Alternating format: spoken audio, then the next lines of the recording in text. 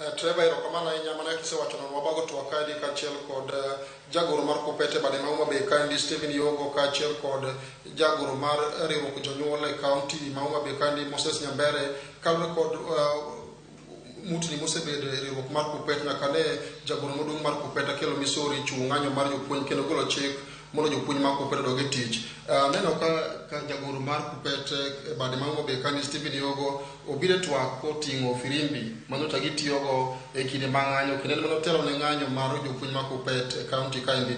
Jagoro firimbi biro kani ma nyiso ni ng'anyo po nitie koso jopuonj mag Kupete chung ng'anyo kendo gidhi nyime kod chenro mag puonjo. Gima dwani mondo awachi mokwongo ni duol mar TSC nyocha o provoke ng'anyo marwa. Gine mane giswayo ng'anyo ni mondo ng'anyo ni otimre. Nikech makosa mane gitimo mokwongo ni kane wasendikore moket e industrial court ni CBA idhi chul pesa mane obedo factor diga mokadho ni chulo e tranches ariyo ni e kidienje ariyo. Koro kidieny mokwongo nage chulo last year July. Kae to kane chopo higa ni kar mondo gitim kaka ne wawinjore mwaketo industrial court to ok gitimo kamano. Mano nomiyo wabedo gi ich wang' kendo mane momiyo na nyiewo firimbi man gi ng'uta ni kendo na wa mobilize jopuonj kabisa mondo watim ng'anyo. To ng'anyo marwa nyocha oluwo sheria nikech na wandiko ne employer nyadidek to na ok gidwokwa. Mangiso ni gin gi wang' teko moro mokolo kudho. Koro kuom mano nyochopo kamano miyo koro wamiyo gi gimiluongo ni strike notice. Ma strike marwa nobedo legal. Koro strike wa pod obedo suspended nikech wamiyo the industrial court opportunity mar timo arbitration mondo grievances wa mane wan go ochiko ka duto owachgi maler kaeto wayud ka wanyalo keto kokwa e wachno. To sama wasechopeni bende wamor nikech wasedhirogi magichulo the second phase mar CBA manyocho bedo backdated to July 1st mamano ngiso malongo ni kane ok wadhi e ng'anyo to moro diponi nyaka sani dikoro pok omi jopuonj. Koro bedo ni na wang'anyo nomiyo wachunogi ma pesa nochopo e mfuko mar jopuonj. Okay. Jagoro iwacho ni achiel kuom gigo manomiyo udhi e ng'anyo en wach mondo mi sirkal kete tim winjruok gi rimiti mar tiel mare mondo bedo kod TSC kata sirkal kaka level mandiko jopuonj tich. To nitiere gik mang'eny manowacho kinde manong'anyo kamoting'o medo jopuonj lemo, ndiko jopuonj mag JSS e yo ma ongirore nikech osebedo kong'ur ni sirkal ndiko gi yo ma ok ongirore mokowinjore kod kaka gisomo. To nyocha waneno ka kuku mar Kupete kokalo kuom jagoro maru Akelo Misori ne ochung' ng'anyo kendo golo chik ni mondo jopuonj dog e skul. To nyaka sani ni waneno ka nitiere mutni mang'eny ahinya e riwruok mar Kupete. Tiende ni jopuonj pod ok oluw chik mane osegol gi jatend mondo odhi e ng'anyo. Koso ma chal ka gima undhogo jopuonj wetu manowuok oko mondo oband ratiro mar kuom sirkal. Chal ka gima Kupete ondhogo jopuonj. Maduong' madwana mondo awachi en ni Kupete ok ondhogo jopuonj nikech grievances wa ochiko kapod wapasiw.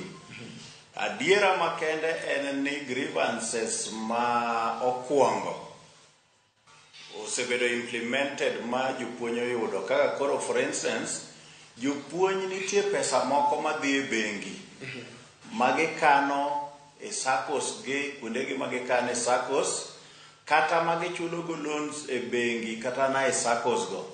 Pesa no nyocha TSC na pokore met kuom dweche ariyo.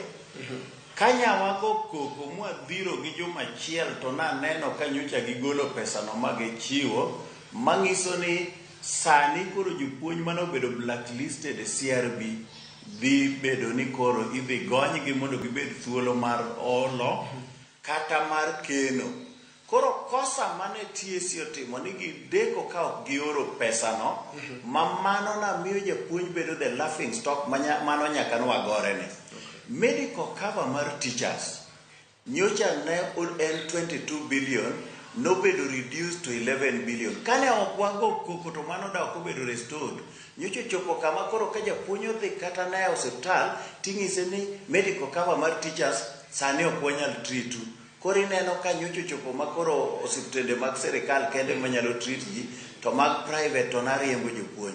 Mano nakelo wich kuot ne jopuonj, mano omiyo nyaka iwa wang' ma wang' ng'any, kendo na jopuonj owuok. Agoni jopuonj duto ma Kenya ma members ma KUPPET erokamano, nikech nyocha wawacho ni ok wabi neno mudho kaso walaye ei ot.